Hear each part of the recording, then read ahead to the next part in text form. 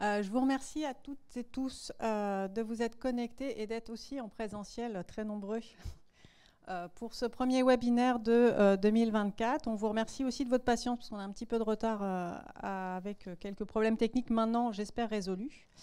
Voilà, donc petit rappel, donc, nos webinaires, ils ont pour objectif d'aborder des thématiques émergentes, problématiques cliniques et questions d'actualité afin de proposer un éclairage scientifique, ce qu'on va essayer de faire aujourd'hui sur des questions qu'on va vous détailler juste après. Donc nous réalisons ce webinaire depuis le campus Condorcet à Aubervilliers et je profite pour remercier les équipes techniques pour leur soutien dans l'organisation. Nous sommes très très heureux de collaborer avec l'Institut Convergence Migration pour ce webinaire. Et je profite également pour remercier les équipes de l'Institut pour la mise en place conjointe de cette manifestation. Alors, avant de commencer et de rentrer dans le vif du sujet avec nos deux intervenants, je voulais vous représenter un petit peu nos deux structures. Donc, tout d'abord, l'ICM, qui est un établissement, donc l'Institut Convergence Migration, qui est un établissement de recherche unique, porté par le CNRS et créé sous le second programme d'investissement d'avenir. L'ICM regroupe plus de 700 chercheurs en sciences sociales, humaines et santé pour une approche interdisciplinaire des enjeux migratoires. Il consacre à l'étude des migrations, favorise le dialogue sciences et société et propose une formation pluridisciplinaire innovante à travers son master migration. Le CN2R, nous, on est un groupement d'intérêt public créé en 2019 ayant pour mission principale d'améliorer les connaissances et de les diffuser sur les psychotraumatismes et la résilience. Nos actions se trouvent au croisement des savoirs scientifiques et expérientiels et touche plusieurs publics, puisque ça touche à la fois le grand public, les personnes concernées, leurs proches, les professionnels et les chercheurs qui peuvent tous, à un moment et dans leur périmètre, agir aussi pour favoriser la reconstruction des personnes qui souffrent de troubles post-traumatiques. Voilà. Cette mission nous amène donc à considérer les populations particulièrement exposées aux violences et aux événements traumatisants, comme les personnes en situation d'exil dont on va parler aujourd'hui. Cette collaboration entre nos deux institutions témoigne d'un engagement commun à soutenir les populations vulnérables. Elle témoigne également d'une conviction partagée que l'interdisciplinarité dans la recherche scientifique est cruciale pour mieux comprendre ces enjeux et agir de manière pertinente. Pour notre session d'aujourd'hui, nous allons donc aborder les principaux défis liés à la prise en soin des personnes exilées, avec un focus particulier sur l'interprétariat dans le contexte des troubles de stress post-traumatique. Pour ça, on a l'honneur d'accueillir avec nous deux invités très impliqués depuis plusieurs années sur ces thématiques. Donc, nous avons Marie-Caroline Saglio, qui est professeure des universités en anthropologie à l'Institut national des langues et civilisations orientales, chercheuse au Centre d'études en sciences sociales sur les mondes africains, américains et asiatiques. Elle exerce également comme psychologue clinicienne au sein du Centre régional du psychotraumatisme Paris-Nord à l'hôpital Avicenne de Bobigny. Fondatrice et directrice du diplôme universitaire Hospitalité, Médiation, Migration à l'INALCO, Marie-Caroline est également directrice de l'Institut Convergence Migration. Enfin, nous avons la chance de bénéficier de son expertise sur la question du trauma lié à l'expérience migratoire au sein du Conseil scientifique et d'orientation du CN2R, dans lequel elle siège. Son travail porte principalement sur les questions migratoires, de l'exclusion sociale, notamment en Inde, Brésil et France. Thierry Bobet, qui est à ses côtés. Donc Thierry Bobet est professeur des universités en psychiatrie de l'enfant et de l'adolescent à l'université Sorbonne Paris-Nord, membre de l'unité transversale de recherche en psychogénèse et psychopathologie de l'université Sorbonne Paris-Nord, membre également du centre de recherche en épidémiologie et santé des populations de l'INSERM. Il est par ailleurs chef du service psychopathologie de l'enfant et de l'adolescent, dans lequel travaille Marie-Caroline, donc à l'hôpital Avicenne de Bobigny. Il est responsable du Centre régional du psychotrauma Paris-Nord et de la cellule d'urgence médico-psychologique de Seine-Saint-Denis. Enfin, Thierry est co-directeur scientifique du CN2R, aux côtés du professeur Guillaume Veva, qui ne pouvait pas être avec nous exceptionnellement aujourd'hui et que l'on salue à l'occasion. Les travaux de Thierry portent à la fois sur la psychotraumatologie et la psychiatrie transculturelle. On va en venir aux faits. Notre webinaire d'aujourd'hui. Donc ça va se dérouler en 3 temps. En tout cas, on vous propose de le dérouler en 3 temps.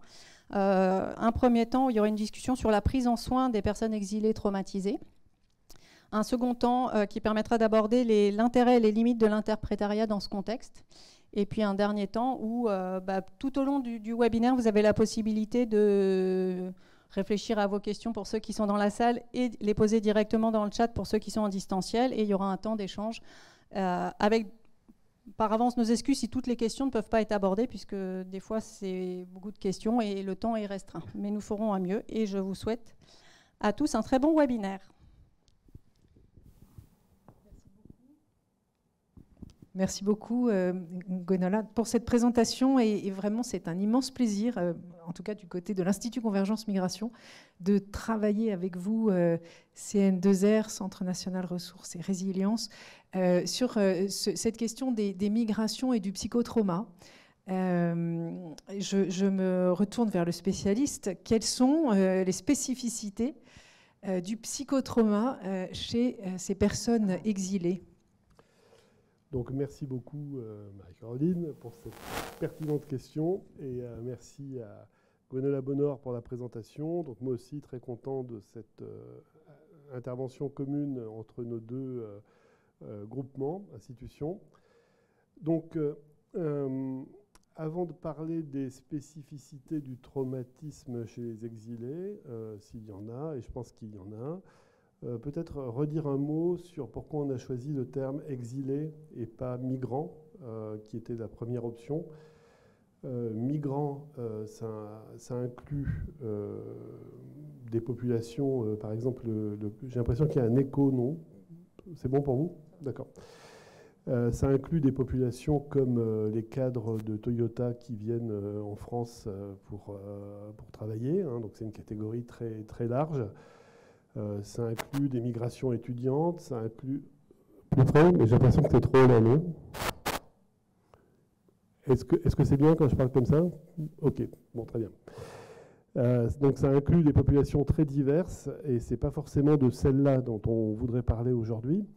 On voudrait parler des personnes qui sont parties parce qu'ils ont été ou se sont sentis dans l'obligation de le faire à un moment, sans assurance, sans certitude, sans savoir s'ils pourraient rester, sans savoir s'ils survivraient, sans savoir s'ils pourraient revenir chez eux. Donc c'est de cette catégorie-là qu'on parle. Et dans cette catégorie-là, il y a encore des sous-catégories qui sont principalement le fruit de notre administration, en fait. Hein. Alors ces catégories, elles sont importantes parce qu'elles conditionnent beaucoup le sentiment de sécurité de ces personnes. Et le sentiment de sécurité, il est important aussi pour gérer ces traumas. C'est-à-dire que si on a vécu des traumas et qu'en plus on est insécure, ça rend les choses beaucoup plus complexes. Alors vous avez les personnes qui demandent l'asile, qu'on appelle les demandeurs d'asile, un processus qui peut être long, pendant lequel on a des droits qui sont souvent pas respectés. On devrait être hébergé, par exemple, c'est rarement le cas. On n'a pas le droit de travailler et de subvenir à ses besoins, même si on sait faire des choses et qu'on est capable de le faire. On doit aller quémander de l'argent à une assistante sociale. Donc ça, c'est les demandeurs d'asile. Et puis vous avez ceux qui obtiennent ce statut de réfugiés, qui, eux, sont des personnes qui sont pour toujours protégés par la France et qui pourront faire venir leurs plus proches, par exemple leurs enfants ou leurs conjoints, et qui eux, sont protégés pour toute leur vie s'ils le souhaitent, mais qui, du coup, coupent avec leur pays d'origine. C'est-à-dire qu'ils ne peuvent plus repartir. Donc c'est un autre phénomène encore complexe. Et puis vous avez toutes les personnes qui sont déboutées du droit d'asile et qui tombent dans une situation d'illégalité, finalement, et de non-droit. Et chez les mineurs, vous avez, et les jeunes, vous avez les fameux mineurs non accompagnés, qui sont ces enfants sur le territoire français sans représentant légal, qui sont étrangers. Et vous avez une catégorie encore plus hasardeuse qu'on appelle les migeurs. C'est des mineurs non accompagnés qui arrivent avec une carte d'identité de leur pays d'origine. Et la France ne reconnaît pas la réalité de leur minorité et les déclare majeurs. Et pendant tout ce temps-là, jusqu'à ce qu'ils aient 18 ans selon leurs papiers, ils ne sont administrativement ni mineurs ni majeurs et n'ont droit à absolument rien. Donc là, c'est vraiment une espèce de folie administrative qui crée des catégories particulièrement en difficulté. Donc, on va traiter aujourd'hui des situations de traumatisme des exilés, mais il faut rappeler que les exilés ne sont pas qu'un traumatisme. C'est-à-dire que ceux qui ont vécu des traumatismes, ces traumatismes ne s'inscrivent pas sur une page blanche. C'est des personnes avec des sujets, avec une histoire infantile, avec parfois des choses difficiles dans la petite enfance aussi, dont on ne pense pas à parler au début. Donc voilà, hein, et il ne faut pas réduire les personnes au traumatisme. Hein. C'est parfois ce qu'on peut craindre un peu. Et donc les parcours migratoires sont souvent chargés en événements potentiellement traumatiques. Alors ça peut être avant le départ. Ça peut être, comme je le disais, ça peut remonter à l'enfance, de la maltraitance infantile, mais ça peut être la guerre, ça peut être des violences liées à des aspects politiques, à des conflits intergroupes, liés au genre. Ça peut être toute une série de violences. Mais parfois aussi, il n'y a pas de violence dans le pays d'origine. Par contre, les routes migratoires vers l'Europe étant devenues de plus en plus dangereuses et de plus en plus risquées, malheureusement, les personnes qui n'ont pas vécu de traumatisme avant le départ en vivent pendant le voyage. On connaît bien, par exemple, on a bien documenté le cas des migrants qui viennent d'Afrique centrale ou de l'Ouest et plus au sud, qui transitent par certains pays du Maghreb, comme la Libye, où ils sont soumis à des violences extrêmes, à des incarcérations, à des tortures, à des violences sexuelles, à de la traite, en fait, hein, vraiment. Et puis à la traversée de la Méditerranée, souvent les gens n'en parlent pas plus que ça, mais quand on leur demande de raconter vraiment ce que c'est que la traversée de la Méditerranée sur une barque, avec les paquebots, avec les gens qui meurent, avec les gens qu'on jette par-dessus bord, toutes ces horreurs et la crainte de la noyade perpétuelle, tout ça est profondément traumatique. C'est vrai aussi pour les gens qui viennent d'Asie, enfin d'Orient. Voilà, ils sont eux aussi soumis à des choses extrêmement traumatiques. Donc le voyage est traumatique. Et puis il y a les traumatismes qui peuvent survenir en France. Alors il y a des facteurs d'adversité, et par exemple l'exposition au racisme ou aux discriminations, et il y a aussi des facteurs vraiment traumatiques, l'exposition à la violence. Les migrants, surtout quand ils sont insuffisamment protégés, quand ils sont à la rue par exemple, les femmes notamment, mais pas seulement les femmes, sont bien sûr très très exposées à de nouvelles violences physiques et sexuelles chez nous. Donc on voit qu'il y a ces 3 temps d'adversité. Alors dans l'adversité en France, j'y reviendrai tout à l'heure, hein, mais il y a plein d'autres facteurs comme le parcours administratif très compliqué, l'impossibilité d'accéder à un travail, la difficulté à accéder à des soins, etc. Alors les pathologies qu'on observe, il y a des revues de la littérature qui ont été faites et des synthèses assez intéressantes. Alors pour ceux qui sont inscrits au séminaire, les articles vous seront transmis par notre équipe après le séminaire, qui montrent que, en gros, il y a au moins la moitié des exilés qui présentent au moins un trouble de santé mentale. C'est beaucoup, hein, parce que ça veut dire que, je dis au moins, ça peut être plusieurs, hein, et c'est beaucoup parce que ces études sont faites non pas sur tous les exilés, mais sur les réfugiés. C'est-à-dire que, principalement, elles sont faites donc sur des gens qui ont obtenu la protection et un statut sécurisant. Donc on imagine bien que dans le reste de la population, qui est en dessous du radar de ces études épidémiologiques, les chiffres doivent être pires. Alors, les troubles qu'on observe, c'est bien sûr des troubles post-traumatiques, mais il semblerait que la dépression soit encore plus fréquente que le trouble post-traumatique. Les deux peuvent être associés, Mais la dimension de dépression est extrêmement importante parce que la dépression, il faut rappeler que c'est une tueuse. On meurt de dépression. Le suicide, dont vous connaissez la fréquence, est une conséquence logique des dépressions graves non traitées. Donc troubles post-traumatiques, dépression, troubles anxieux, et puis quelque chose qu'on oublie aussi parfois, ce qu'on appelle les deuils compliqués, qu'on appelle maintenant le trouble de deuil prolongé, qui est quelque chose qu'on a déjà évoqué dans un webinaire précédent. Beaucoup de ces exilés, dans leur vie d'avant ou dans leur parcours, ont perdu des très proches de manière parfois dramatique et ont des pathologies liées au deuil qui s'ajoutent à tout le reste. Il y a également des troubles somatoformes, ce qu'on appelle les troubles somatoformes. C'est des troubles dont l'expression est principalement une plainte du corps, en général une plainte douloureuse, pour lesquels il n'y a pas de lésions organiques. Donc ça, c'est vraiment les pathologies qu'on retrouve le plus. J'ai pas d'études précises sur les addictions, il doit y en avoir, mais c'est aussi un problème. On sait que les addictions, par exemple, sont une complication ultra fréquente des troubles post-traumatiques non traités.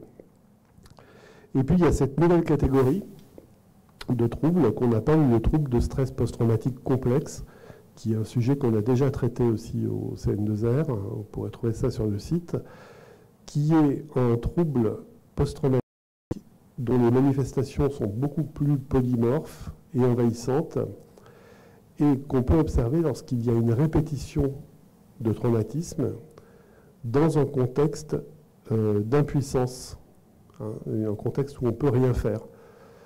Par exemple, un enfant victime de violences de ses parents, mais aussi des violences conjugales, mais aussi la guerre, mais aussi les violences qui surviennent pendant des périodes de détention ou d'incarcération. Tous ces événements-là sont à même d'amener à l'apparition de ce trouble.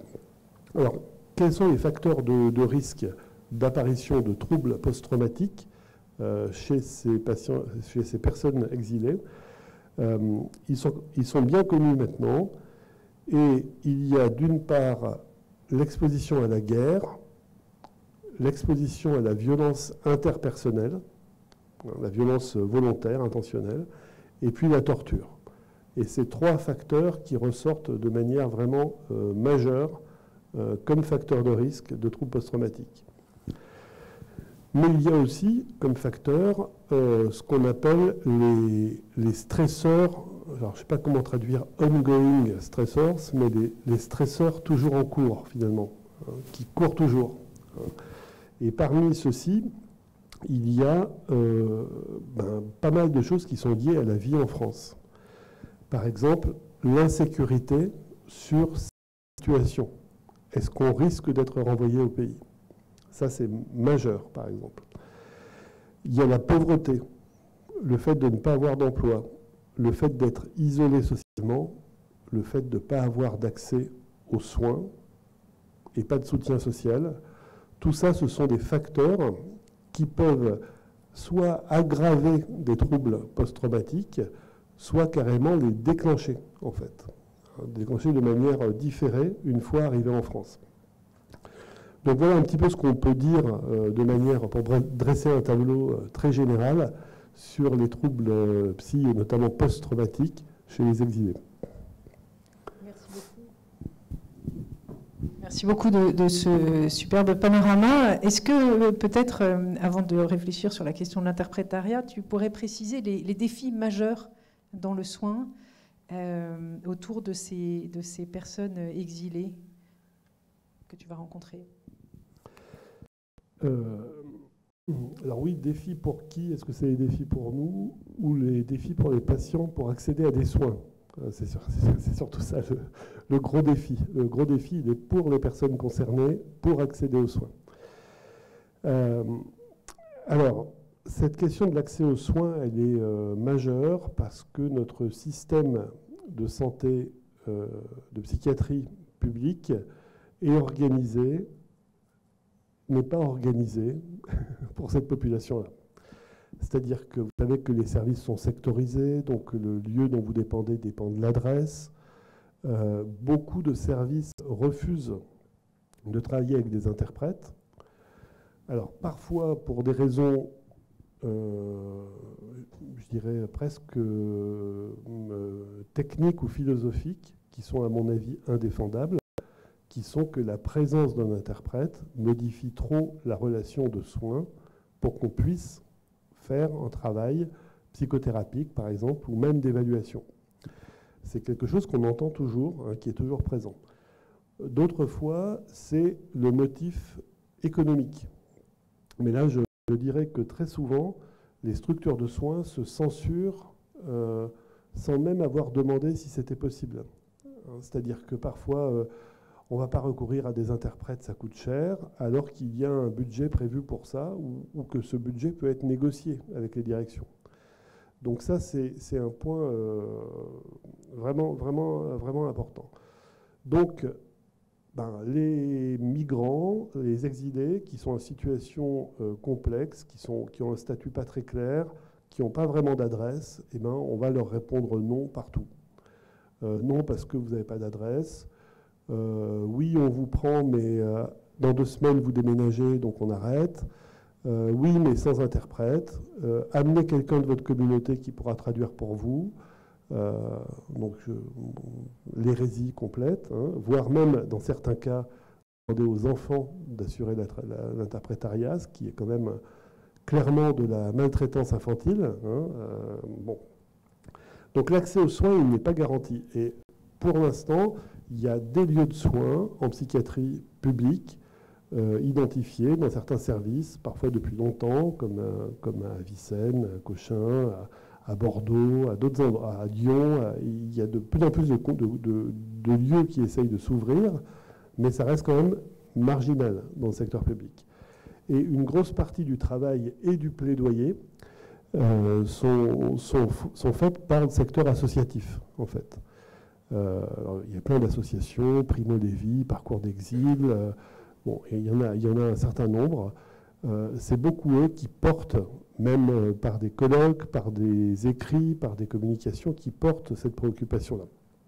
Alors ça évolue un peu, mais l'accès aux soins reste difficile. Les défis concernent aussi pour nous la question de l'évaluation des besoins de ces patients. La question de la langue, on en a parlé, c'est pas du tout anecdotique. Alors je me permets de citer un anthropologue et islamologue qui s'appelle Jacques Berck, qui disait « Une langue ne sert pas à communiquer, elle sert à être ». Et effectivement, la question de la langue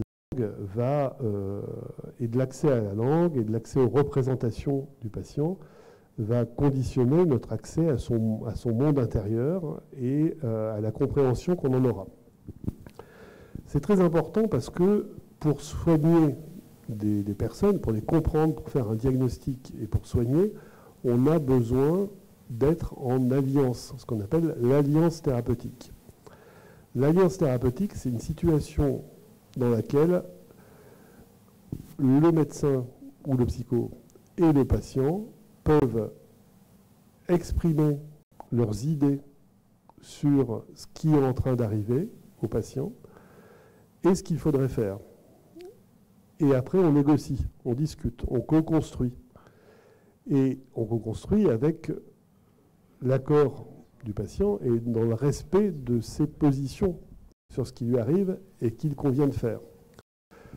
Si vous dites, si un patient a des idées précises sur ce qui lui arrive, à quoi c'est dû, et que vous lui répondez, c'est une dépression, je vous donne un antidépresseur que vous prendrez tous les matins, et que pour lui, ça ne fait pas de sens, ça ne marchera pas. Donc, il y a tout ce temps de négociation et de co-construction de l'alliance, se mettre d'accord sur ce qui arrive. Et puis, avant-dernier point, le risque de diagnostic en situation transculturelle, notamment du fait d'incompréhension de ce qui est passé, du fait d'une position ethnocentrée de notre part.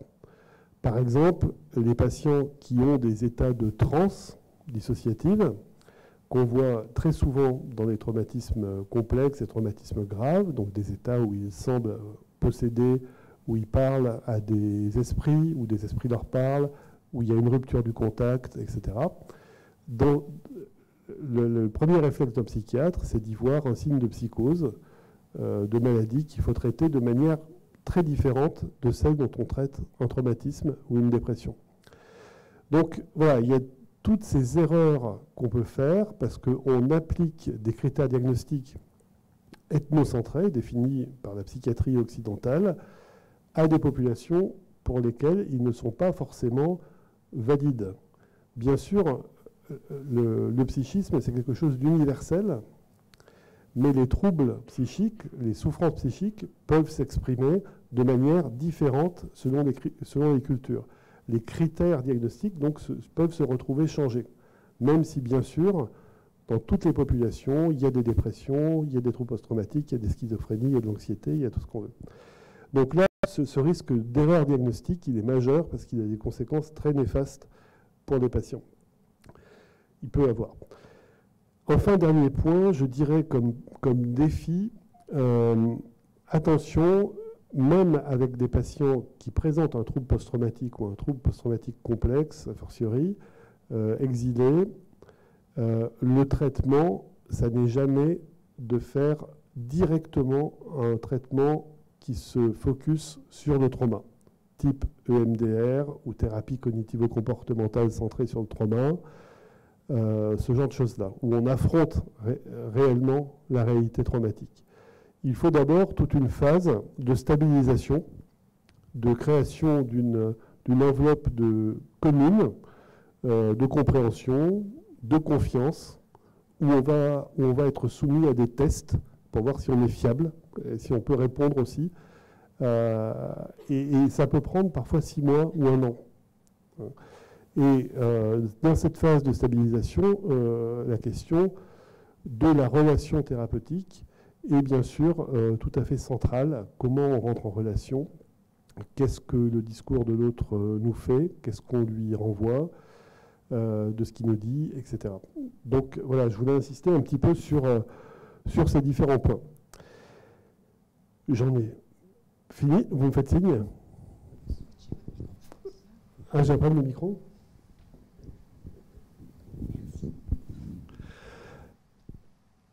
Est-ce que c'est mieux là? Ah bah oui, c'est le micro qui n'allait pas. Bon, c'était pas moi, donc c'était pas moi qui marchait pas. Bon, ça me voilà rassuré. Donc voilà, j'en ai fini moi pour cette introductive. Et on va passer maintenant la parole à Marie-Caroline Saglio. Et moi, la première question que je voudrais lui poser, c'est une question qui part d'un questionnement très pratique. Quand des soignants veulent travailler avec un patient, avec un interprète, et qu'ils n'ont pas l'habitude de le faire, ils ont très peur d'être trahis par l'interprète, hein, et donc ils ont peur de ce qui pourrait se passer en dehors d'eux. Et donc la consigne qu'ils donnent à l'interprète, comme ça de but en blanc, c'est « Alors, monsieur ou madame, vous me traduisez exactement tout ce que le patient dit, sans rien modifier, et vous traduisez aussi tout ce que je dis, moi, sans rien modifier. Hein, comme une espèce de boîte noire. Et je veux que ça marche comme ça, un peu comme à l'ONU, vous savez, les interprètes. Et en fait, est-ce que c'est la bonne manière de travailler avec un interprète dans les soins? Merci Thierry. Dans le cadre d'une prise en charge de ces exilés avec leurs psychotraumas et leurs troubles dont tu viens de parler, il n'y a pas d'interprétariat sans médiation. C'est un cadre très spécifique pour la question de la langue. Et finalement, le soignant dont tu parles ici, c'est un soignant effectivement qui commence et qui aurait peut-être des actions, mais je crois que c'est un positionnement qui est impossible à tenir bien vite. Hein. C'est pas comme ça que ça fonctionne. Pourquoi? C'est parce que déjà, on parle d'une question de langue, de parole qui est tout à fait spécifique. On n'est plus du tout dans la langue informative, hein. On n'est plus du tout dans cette langue qu'on demande par exemple à l'exilé lorsqu'il fait toutes ces démarches administratives, hein, où on lui demande de raconter son récit, finalement où il est dans un cadre qui est celui de la preuve, où il doit proposer un nombre d'informations qui peuvent être reçues par l'administration. On n'est pas du tout dans cette langue-là, on est dans une autre forme finalement de parole qui a souvent été très très affectée par le parcours migratoire. On est face à des personnes qui, parce qu'elles ont trop parlé ou qu'elles n'ont pas pu se défendre, ont été violentées. On est avec des personnes qui ont reçu des coups, que ce soit en prison, que ce soit à nouveau dans les cadres de guerre, dans les cadres de viol, etc., dans une langue qui a elle-même été souillée, violée quelquefois, hein, cette langue elle-même. Avec tout un vocabulaire, tout un lexique de la violence qui hante après, qui va jusqu'à hanter leur langue maternelle d'ailleurs. Ensuite, c'est une langue qui a pu être très trompeuse lorsque ces personnes, dans les trajectoires que tu rappelais, a été l'objet de tractations, lorsqu'elle a négocié, par exemple, avec des passeurs des suites dans la Libye, qu'il a fallu que cette langue-là a été mal comprise, interprétée, utilisée par les personnes qui profitent de ces passages. Et puis, arriver en France, à nouveau, c'est une langue qu'on suppose immédiatement informative et qui va avoir un potentiel traumatique, en fait, puisqu'on sait très bien qu'une prise de récit qui se passe mal, le passage à l'OFPRA ou à la CNDA dans lequel on n'a pas l'impression d'avoir pu parler, eh bien, ça peut avoir des conséquences dramatiques. Donc, cette langue-là, quelque part, qui est une langue qui devrait tenir un certain nombre d'informations, etc., est une langue très complexe. Ce n'est pas du tout de cette parole-là qu'il s'agit dans la consultation de psychotrauma. C'est une parole qui va être... cette fois-ci une parole pleine, comme on l'appellerait en psychanalyse, c'est-à-dire une parole qui va pouvoir redire quelque chose de la souffrance psychique, du sujet. C'est une parole qui va être adressée d'abord au soignant. Le soignant, quelquefois, il n'est pas tout à fait compris par les personnes qui débarquent, hein, ne serait-ce que parce qu'il n'y a pas de psychologue dans leur pays, parce que il y a toute une crainte qui est tout à fait attendue, en fait, autour de l'appréhension du psy quelque chose, que ce soit le psychiatre, que ce soit le psychologue. Autrement dit, qu'est-ce qu'un hôpital peut véhiculer autour des troubles psychiques pour quelqu'un d'étranger, hein. Ça véhicule aussi l'image de la folie, qui est extraordinairement stigmatisant. Donc il y a beaucoup au départ de mécompréhension possible, j'ai envie de dire, dans ce cadre-là. Et c'est peut-être pour ça que ce qui fait lien, finalement, qui va être la parole échangée, hein, puisque on met du temps avant en tout cas dans la consultation d'Avicenne, de réfléchir à éventuellement médicamenter, etc. Il faut déjà, comme tu l'as très bien rappelé, un cadre de confiance, poser une alliance thérapeutique. Enfin, il y a quelque chose qui se fait d'abord dans la parole et d'abord dans l'adresse. Et là, on n'est pas du tout sur de la traduction de mot à mot. On est sur une traduction d'information littérale. On n'est pas du tout là-dessus.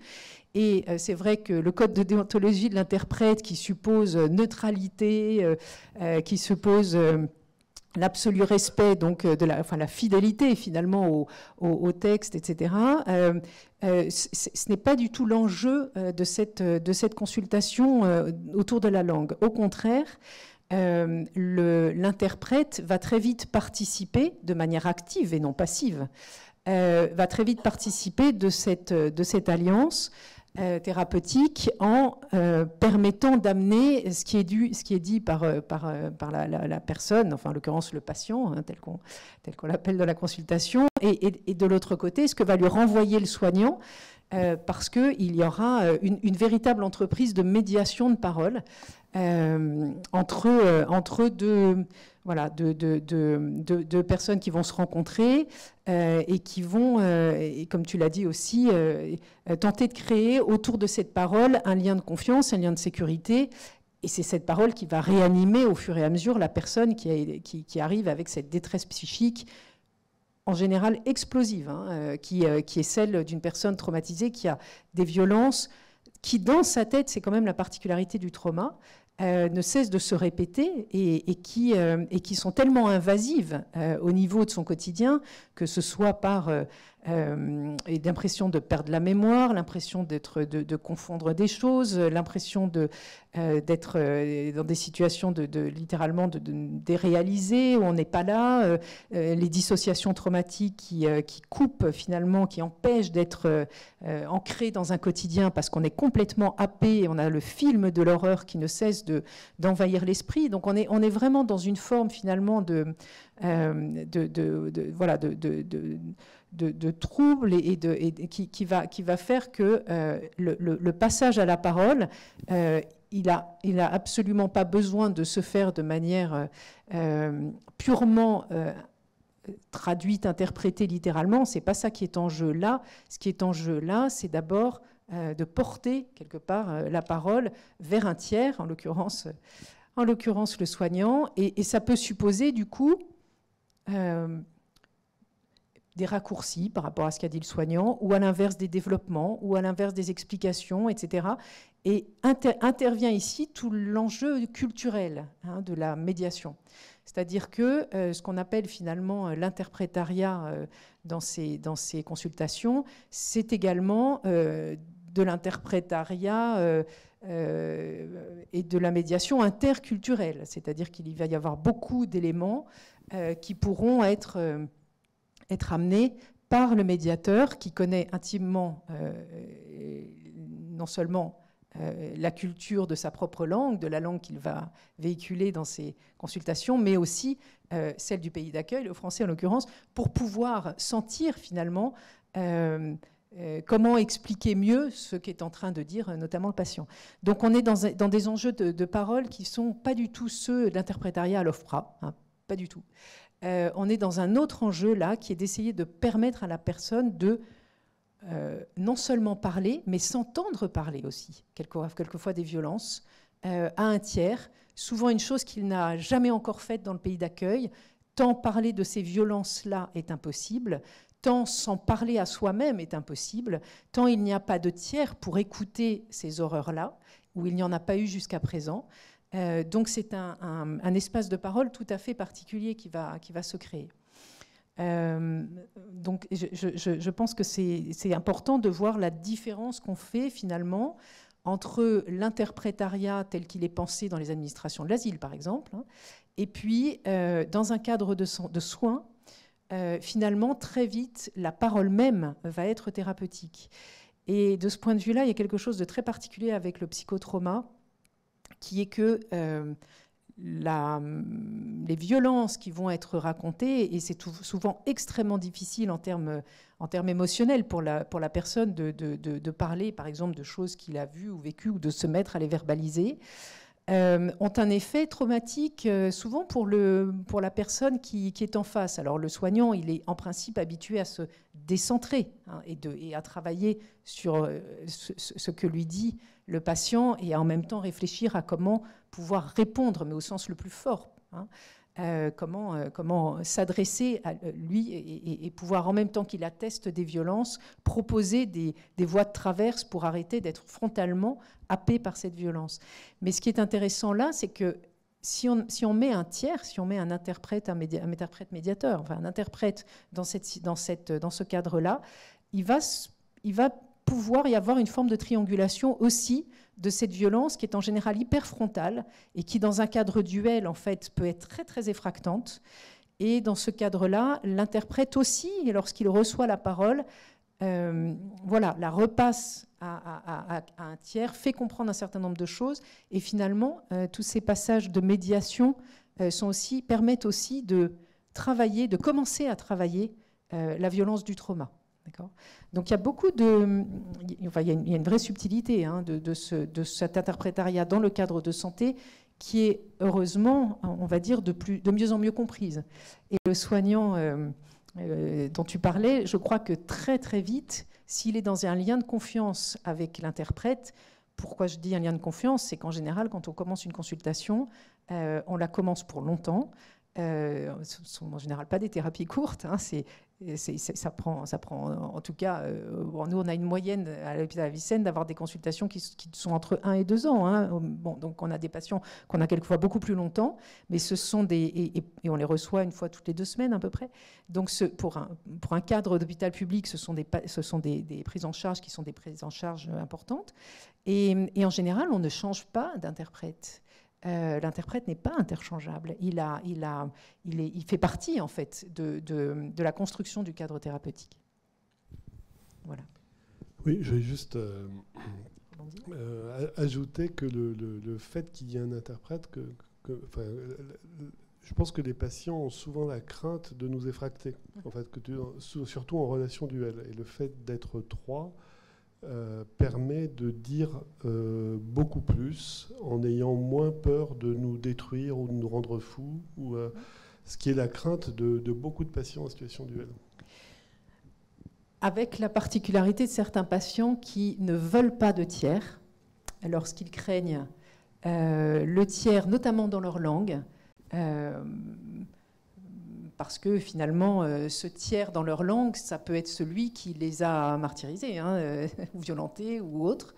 Donc il peut y avoir cette crainte de l'autre, qui en plus ici est dans une situation, lui, de statut, hein, puisque c'est un interprète de l'hôpital, etc. Donc il peut y avoir cette ambiguïté-là.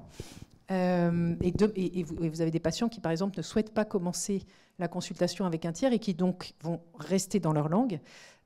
Où on va avoir une langue tierce qui va être l'anglais par exemple, ou une langue ou un français moyennement parlé, et en fait c'est souvent intéressant, j'ai envie de dire, de commencer par une langue tierce. Mais lorsqu'on peut avoir un interprète et lorsqu'il est souhaité, hein, puisque c'est une question qui est posée évidemment à la personne qui arrive, elle a tout de suite cet enjeu thérapeutique de permettre cette triangulation, de limiter les fractions du trauma, de faire déjà, ça ne fait pas encore vraiment groupe, mais il y a quand même 3 personnes, donc il y a aussi dans l'adresse aux personnes la possibilité de 2 personnes qui vont attester des violences, qui est extrêmement importante, hein, parce que quand on a l'impression d'être tout seul avec des événements inimaginables dans la tête, on finit par se demander si on n'est pas complètement fou, si on n'est pas soi-même devenu, si on n'est pas sorti hors du monde, quoi, hein, pour reprendre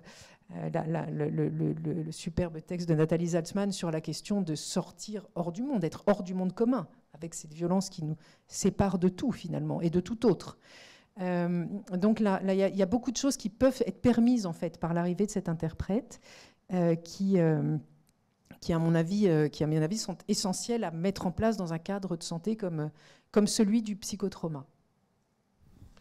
Et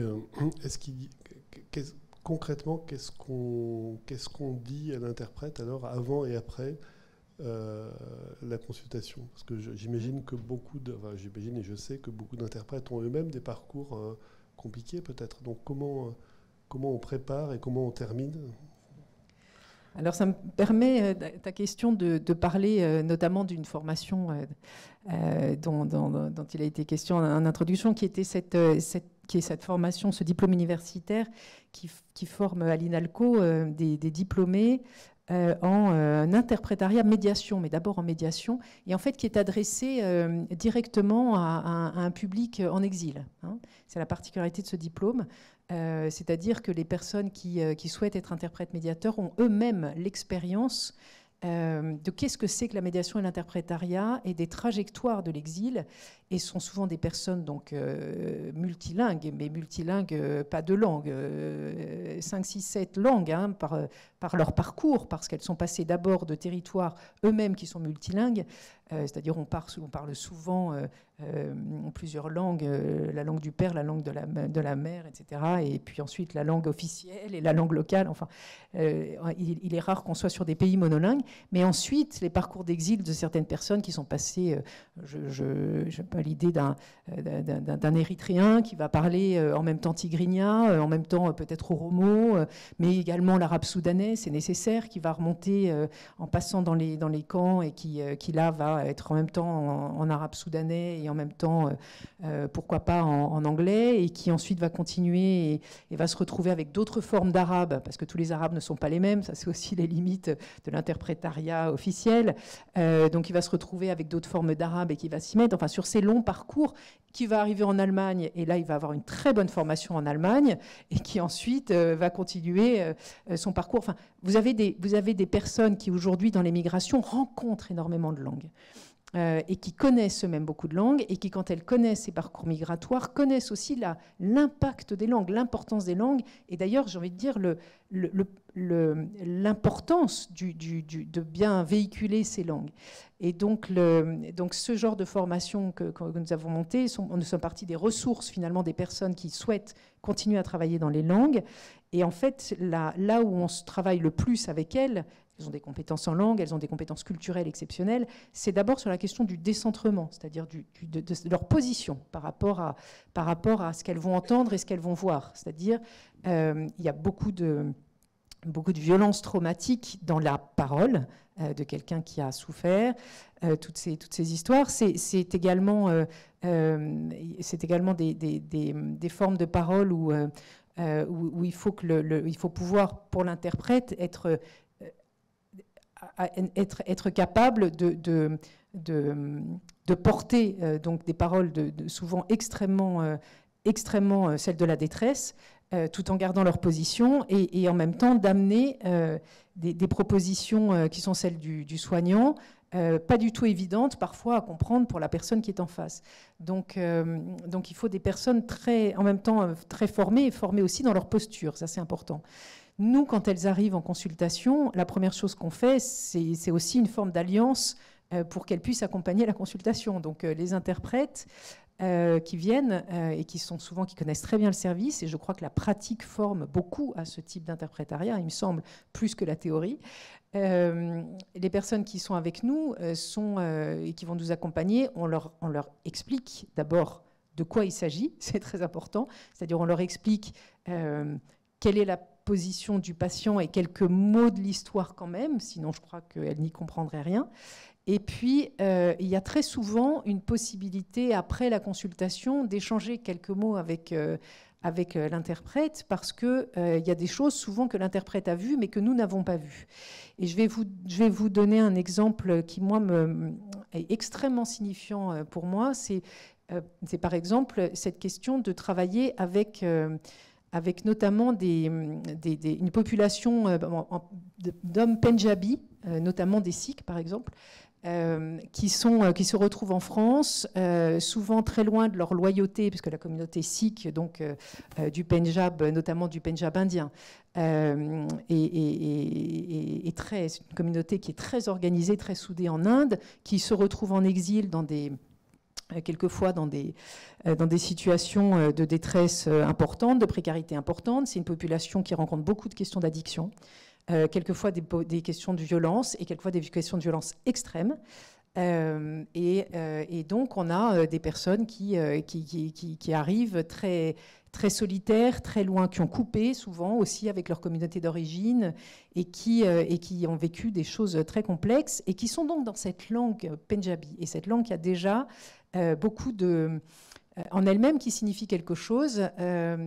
Très souvent, ils disent on comprend le pendjabi et l'ourdou, donc on va leur envoyer un interprète en ourdou, mais l'ourdou n'est pas le pendjabi. Il y a une hiérarchie même quand vous êtes dans ces contrées-là entre le pendjabi et l'ourdou. Autrement dit, déjà, là, il y a des subtilités que quand on travaille tout le temps sur la question de la langue, ce qui est le cas quand on a des prises en charge, on fait assez attention à respecter la langue dont on parle, donc à proposer le pendjabi et pas immédiatement une langue proche comme l'ourdou, ou que comprennent ces personnes. Et puis, avec l'interprète, en fait, finalement, pour ces hommes, souvent des hommes dans les exemples dont je vous parle, il peut y avoir beaucoup de questions qui vont se poser autour de l'honneur, des codes de l'honneur, etc. Et quand il y a eu, par exemple, des viols ou autre chose, on va être autour de choses qui seront impensables à dire par ces personnes en consultation. On va pouvoir les approcher uniquement par périphrase, très différemment. Surtout si, par exemple, ils ont en face d'eux aussi une soignante femme ou homme. Enfin, il y a des choses qui ne sont pas dissibles.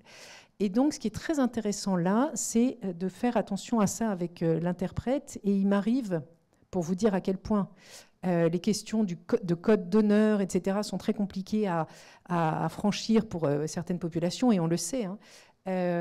Il nous arrive d'être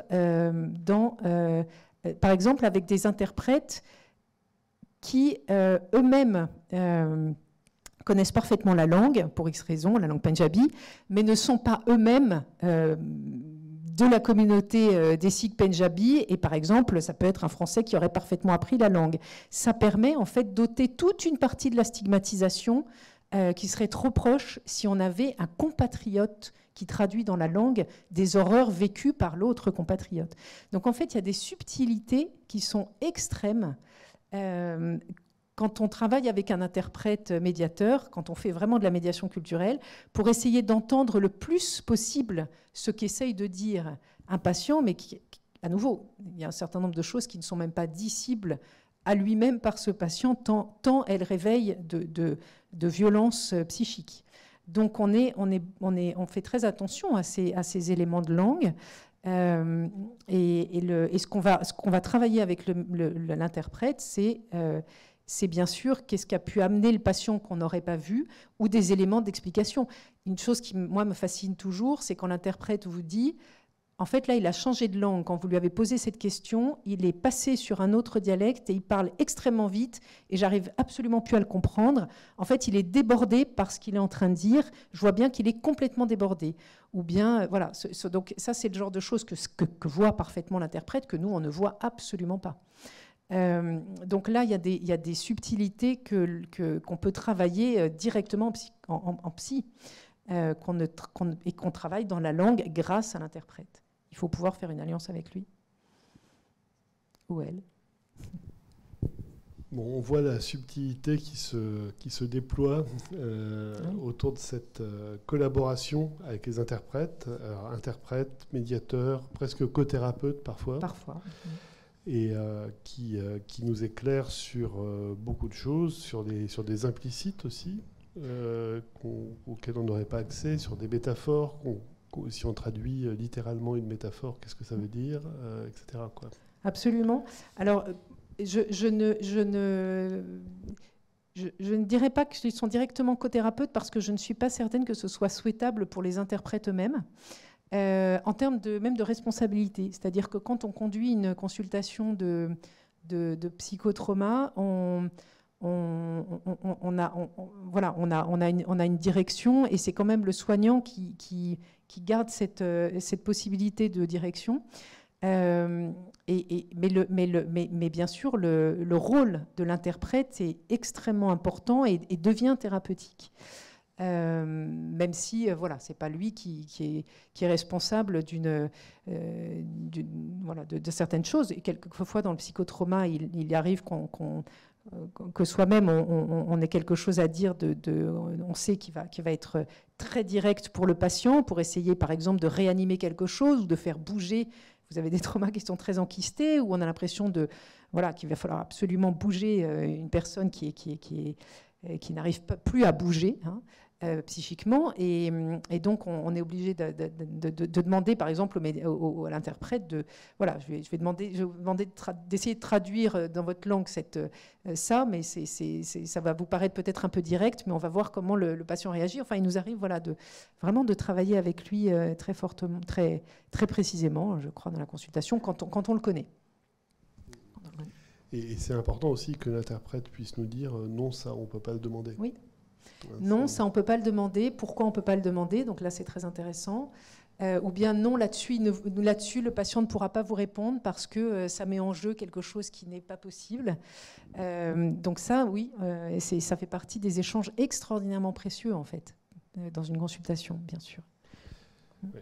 Moi, j'insiste sur le fait que pour les jeunes cliniciens qui commencent, il faut se poser toutes ces questions-là avant de commencer la consultation, puis en parler avec l'interprète. C'est vraiment essentiel. Alors, une autre question, est-ce qu'il y a actuellement des recherches sur l'interprétariat en santé? Est-ce que c'est un sujet de recherche?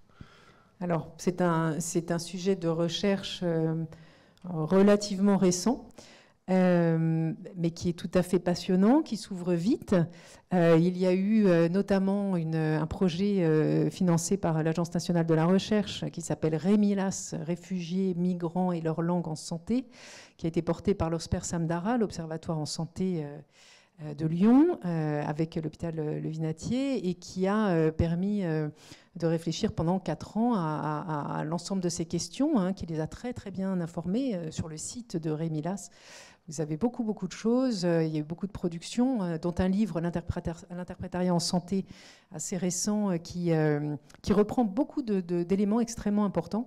Donc il y a ce gros projet de recherche, il y a bien d'autres choses, il y a beaucoup de collègues qui travaillent sur l'interprétariat en santé maintenant, de plus en plus d'écrits, que ce soit... alors il y avait déjà la question de l'interprétariat autour du public réfugié, mais là où c'est intéressant, c'est que ça rentre dans la question de la santé, dans la question du soin, et que ça rencontre en fait la question plus générale qui est la question politique. C'est-à-dire que cette question de l'interprétariat en santé, il est absolument nécessaire. Les soignants en ont besoin, les patients en ont besoin pour travailler.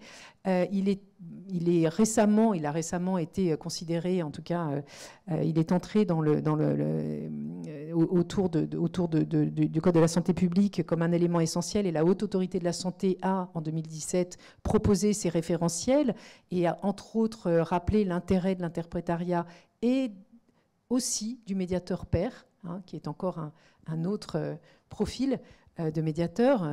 Et en fait, à partir de ce moment-là, on a senti un support politique. Mais moi, je pense que toutes ces recherches, etc., se développeront aussi avec une volonté de développer ça au niveau institutionnel, d'inscrire systématiquement dans les hôpitaux un budget qui permet de l'interprétariat. Les limites aussi de l'interprétariat, c'est les limites budgétaires, tu les as très bien rappelées. Et puis les limites de la pratique. C'est-à-dire que si tous les hôpitaux publics notamment, et les associations, parce que les associations aussi sont très nombreuses autour de la question des réfugiés, heureusement aujourd'hui, et de la santé mentale, s'il y avait des fonds pour développer l'interprétariat, voilà, ça serait peut-être un peu plus systématique. Pour l'instant, il y a cette limite de budget et cette non-connaissance d'une pratique qui pourtant a vocation à être beaucoup plus systématique.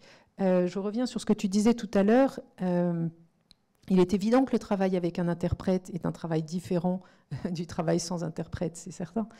Mais c'est aussi un travail qui a ses...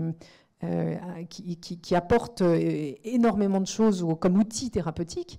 Et je pense qu'il y a beaucoup de consultations qui doivent s'ouvrir en fait à l'interprétariat. Donc plus de moyens, plus de volonté politique aussi. Et du coup, la recherche aura aussi plus de cadres de réflexion.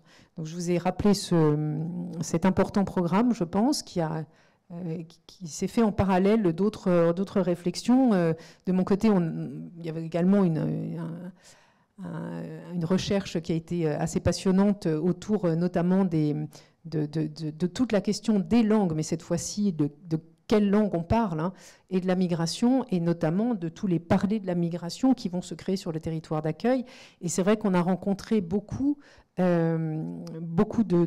personnes en migration et en exil qui sont à la recherche de lieux de langue, je vous le disais tout à l'heure, pour s'entendre aussi parler dans leur langue, enfin pour réentendre leur langue et être accueillis dans sa langue, aujourd'hui en France, est une question qui est pourtant complètement... qui paraît presque secondaire ou technique. La langue, on la propose aux exilés, notamment dans la procédure d'asile, puisqu'ils sont censés être entendus dans une langue qu'ils sont supposés comprendre. Ça, c'est ce qu'on entend dans la loi et dans les directives européennes. Mais pour le reste, on fait comme si toutes ces personnes allaient apprendre rapidement le français, etc. On sait bien que la question de la langue est bien plus importante, tu l'as rappelé tout à l'heure. On ne parle pas seulement, la langue, c'est pas seulement communiquer, c'est être avec sa langue. Et finalement, ne pas avoir de possibilité de voilà, de parler et d'entendre dans sa langue, c'est un élément absolument clé, pourtant des facilitateurs d'intégration, de la rencontre aussi avec la société d'accueil. Donc ce déni des langues qui a été très fort en fait dans toute la question de l'asile, il est en train aujourd'hui d'enfin, je crois, être de plus en plus réfléchi comme un élément absolument capital de l'accueil, la question des langues, et du coup de faire l'objet de plus en plus de recherches, etc., et notamment aussi dans le cadre directement de la santé, parce qu'on voit à quel point c'est intéressant. Pendant longtemps, on a juste eu un livre qui était le livre de Purie, Comment on dit dans ta langue, qui a été pendant 10 ans l'unique livre de référence, en fait. Et puis, enfin, avec cette conscience que la langue était essentielle pour pouvoir renouer un lien de parole et permettre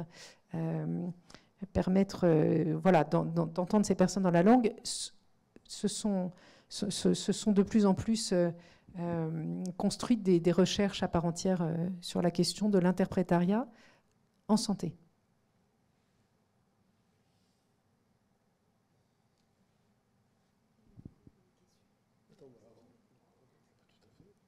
C'est toi qui sais.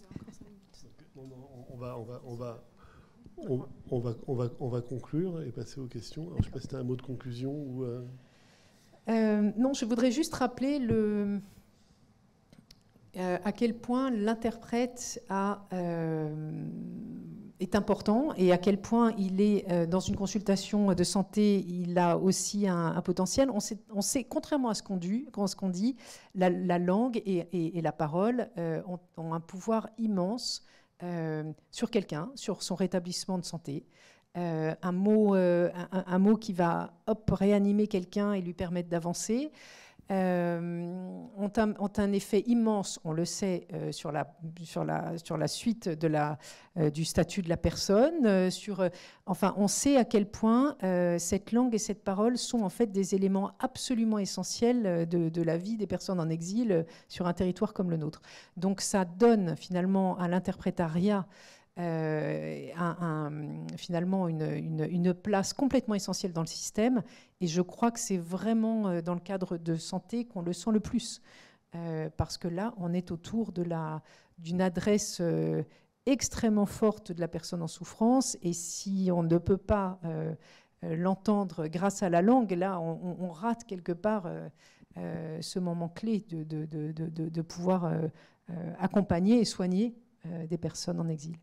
Donc voilà, je plaide pour un développement fort de l'interprétariat en santé. Bon, eh ben, on est au moins deux. Donc moi, je voulais ajouter peut-être pour terminer que face à des patients qu'on ne comprend pas ou très mal, il y a deux solutions, soit essayer de les comprendre, et pour ça il faut avoir recours à un interprète, de les comprendre au mieux, soit se dire ah ben, on ne peut pas, donc soit on ne soigne pas, soit on utilise des procédés magiques qui ne font pas appel à la parole. Et en fait, vraiment ce qui soigne les traumatismes complexes et graves de ces exilés, c'est précisément le lien. Ce qui a été détruit chez eux par ces expériences, c'est le lien. Et recréer un lien pas seulement centré sur le traumatisme, parce que le pire, ça serait de donner l'impression qu'on s'intéresse qu'à leurs traumatismes, qui sont intéressants à partir du moment où ils ont un traumatisme et qu'on va s'occuper de ça, comme si leur vie d'avant ne nous concernait pas. Et quand on peut utiliser la langue pour réanimer les ressources du passé très ancien, on voit des patients se réanimer complètement. C'est-à-dire, vous ressentez beaucoup de peur en ce moment. Quand vous étiez petit et que vous avez peur, qui est-ce qui vous rassurait autour de vous? Et quelles paroles cette personne disait pour vous rassurer? Quelles paroles dans la langue? Et ça, vous voyez que ça change complètement des patients. Ça leur permet de sauter à pieds joints sur toute la période traumatique pour aller chercher dans leur passé très lointain et infantile des choses qui peuvent les soutenir aujourd'hui, quoi. Et ça, on peut le faire qu'avec un interprète. Bon. Voilà, donc ce sera moi ma conclusion et on va passer aux questions. Merci. Je voulais savoir s'il y avait des questions dans la salle avant de passer en distanciel. Bonsoir, merci beaucoup pour cet exposé très très intéressant, passionnant. J'ai 2-3 questions. Première question, c'est sur l'ordre plutôt méthodologique. D'abord, les exilés, quelle zone géographique souvent qui viennent chez vous? L'Afrique, l'Asie, etc., etc. Ça, c'est pour moi. Est-ce que par rapport à une petite idée tranche d'âge, à partir de quel âge, souvent quel âge qui vient? Et dernière question, c'est plutôt une sorte de traumatisme par rapport au statut social dans les pays hôtes. Dans mon enquête au sein de des exilés iraniens, j'ai eu, c'est ce qu'on dit, le déclassement au reclassement social. C'est-à-dire, j'ai eu des exilés qui ont eu une position sociale importante dans les pays d'origine. Par exemple, j'ai eu entretien avec un juge, j'ai eu entretien avec un professeur au lycée, j'ai eu entretien avec un colonel. Et lorsqu'ils viennent dans les pays hôtes, ils n'arrivent pas à trouver le même poste. Ça reste tout le temps, en tant que un traumatisme qui, évidemment, il n'y a pas de solution. J'ai eu aussi, par rapport à cette catégorie, des individus, après 10 ans, 15 ans en exil, ils ont finalement trouvé une solution par défaut. Ils ont rentré dans le pays d'origine. Voilà, je voudrais savoir, est-ce que vous étiez confronté aussi à ce problème? Merci. Alors, sur les premières parties de la question, alors, on reçoit dans le service des patients de tous âges, je dirais de la grossesse et la périnate jusqu'à l'âge adulte avancé. En tout cas pour ce qui concerne la consultation trauma, hein, c'est vraiment tous âges. Les régions alors, du monde, des régions de provenance sont très variées. Bobigny, là où est installé l'hôpital, est une zone de primo-arrivants, en fait.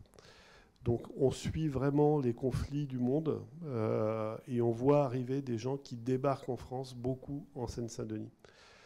Après, il y a bien sûr des regroupements par pôle culturel qui se font. Par exemple, il y a un grand temple sikh à Bobigny, donc il y a beaucoup de patients sikhs qui arrivent dans le 93. Il y a peut-être un peu moins d'Afghans qu'à Paris dans le 93, enfin, parce qu'il y a des communautés qui agissent comme des pôles d'attraction. Mais grosso modo, on suit les conflits du monde. Voilà, on a eu les Tchétchènes, les Syriens, les Libyens. On suit l'actualité.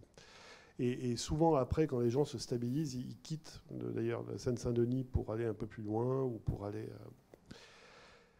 Alors, sur la deuxième question, le déclassement, effectivement, je ne sais pas si c'est un traumatisme, mais en tout cas, c'est une blessure narcissique très profonde et qu'on constate régulièrement avec des situations qui sont souvent sans espoir de retrouver le statut perdu. Bon, alors, après, quand on migre, on perd plein de choses. On doit en créer d'autres. Je ne suis pas sûr qu'on retrouve les choses perdues. Hein. Je ne sais pas ce que tu en penses, Marie-Caroline, mais en tout cas, c'est une blessure profonde pour beaucoup de migrants. Oui. Jusqu'au suicide. Ouais. Alors, c'est difficile de dire des généralités là-dessus, hein, mais certainement que le suicide, il n'y a jamais une cause, contrairement à ce qu'on dit dans la presse. Hein, c'est toujours un ensemble de facteurs qui participent à une évolution progressive vers cet état. Et comme toute blessure narcissique et toute perte, toute hémorragie narcissique, si je puis dire, on peut tout à fait imaginer que ce soit un facteur contributif important dans certains cas. Oui. Pas nécessairement suffisant mais important. On a 2 questions en distanciel rapidement avant de passer à la conclusion. La première question, le passage par une langue tierce, exemple l'anglais, quand celle-ci est correctement maîtrisée des 2 parties, ne serait-il pas thérapeutique lorsque la langue maternelle a été tellement effractée? Ne serait-ce pas une langue transitionnelle qui permette la reprise d'une certaine historisation?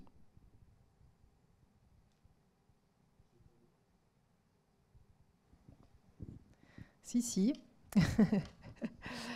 Et c'est une langue que je pratique beaucoup, en l'occurrence, comme langue tierce, vraiment. Et qui, quelquefois, peut ne pas être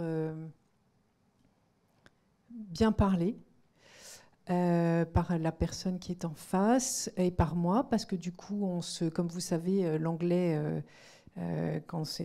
l'anglais devient protéiforme, on finit par parler un anglais indien ou un anglais nigérian ou encore un anglais du Ghana ou autre.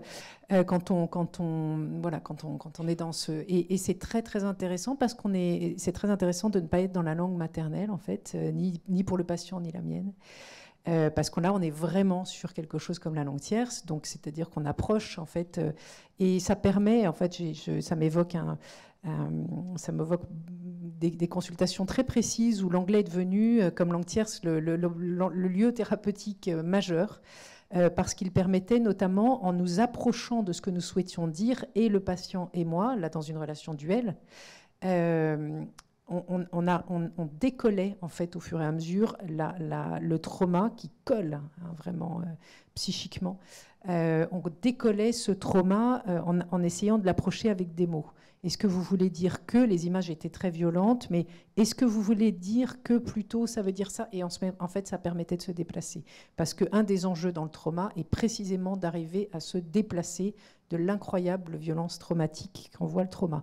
Et ça, la tertiarisation par la langue le permet.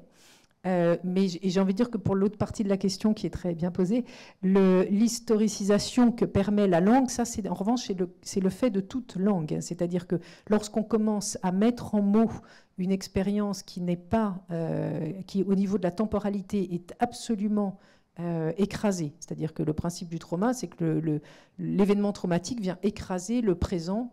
Et cet événement, il peut être dans un passé très lointain, mais il écrase le présent et il empêche tout futur. Donc on a une espèce d'écrasement temporel total, on n'est plus du tout sur une flèche du temps où on pourrait se dire, après tout ce que j'ai vécu, je l'ai vécu avant et ça ne se reproduira pas. On n'a absolument pas les moyens de se dire ça au début d'une consultation avec le patient. Et en revanche, par la langue, on va se mettre à commencer à mettre des jalons narratifs dans l'histoire, à revenir sur l'histoire aussi. Alors, on n'est pas à commencer par la petite enfance des personnes. Non, on commence en général par ce qu'ils apportent. Mais je veux dire, le fait de pouvoir sortir aussi à un moment de l'événement traumatique et d'aller reconstruire aussi cette langue de l'enfance lorsque la famille était encore unie, etc. Le fait de pouvoir se déplacer hors du trauma dans une autre temporalité, ça, c'est la langue aussi qui le permet. Et ça, c'est fascinant à quel point la langue, par exemple, on a des patients qui ne peuvent pas utiliser le passé, qui sont dans une langue au présent. Et ça aussi, typiquement l'interprète, alors en anglais, moi je peux le voir, mais l'interprète nous le dit, il n'arrive pas à parler au passé d'un certain nombre de choses.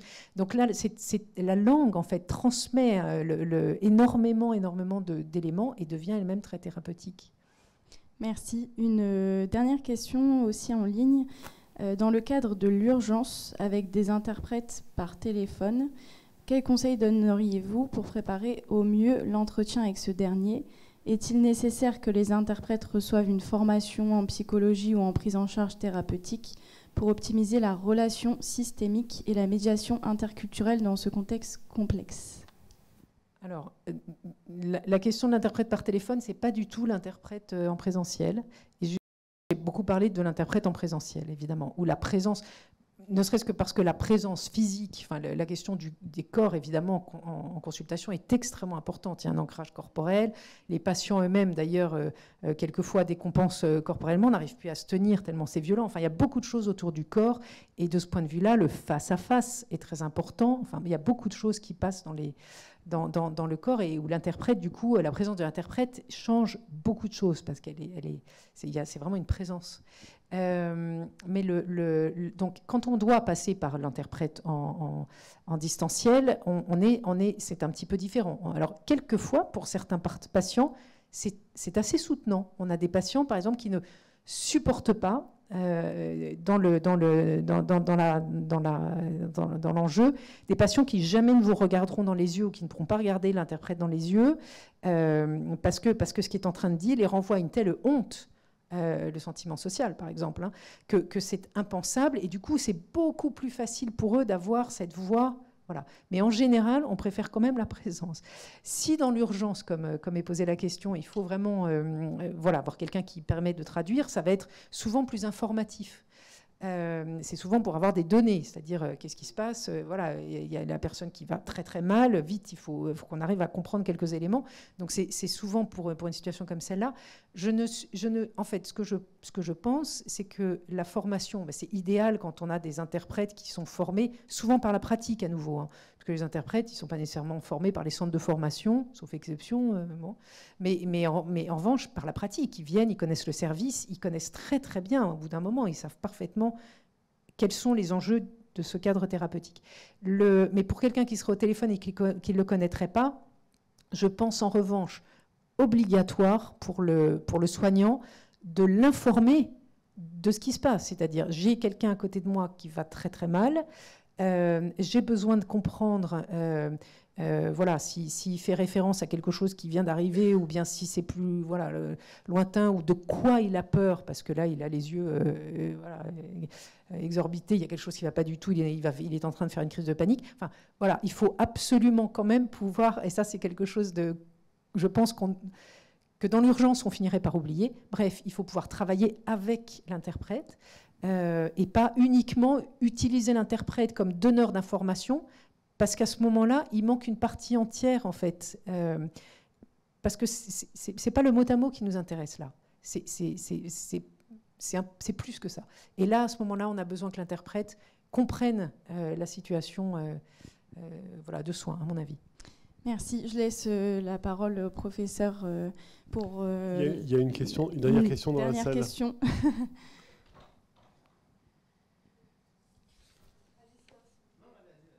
Il y a 2 questions dans la salle. 2 questions courtes, 2 réponses courtes.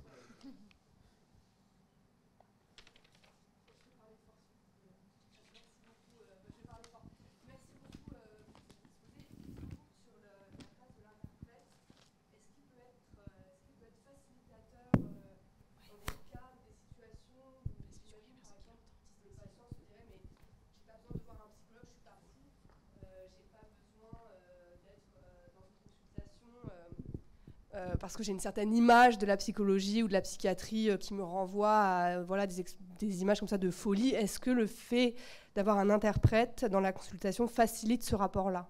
Merci. Auprès des éducateurs, vous voulez dire? Non, auprès des patients. Oui, mais... L'interprète peut expliquer pourquoi la situation est... Oui. Oui, parce que l'interprète peut expliquer, en fait, mais ce qu'on suggère de dire d'ailleurs à l'interprète, qui est que il est dans un cadre où on va essayer de le soulager de ses difficultés. Et par ailleurs, sur cette question de folie, l'interprète peut amener à la personne dans sa langue. Et d'ailleurs peut nous dire, il a l'impression que, enfin, ça lui fait très peur d'être ici. Un interprète peut nous dire ça, hein, et peut sentir cette question. Et nous, on peut lui rappeler qu'on est dans un cadre où on reçoit des personnes qui ont vécu des violences extrêmes et qui donc souffrent des violences qu'elles ont vécues, et qu'ici, on est là pour regarder avec elles comment les soulager, enfin, et désamorcer cette peur de la folie.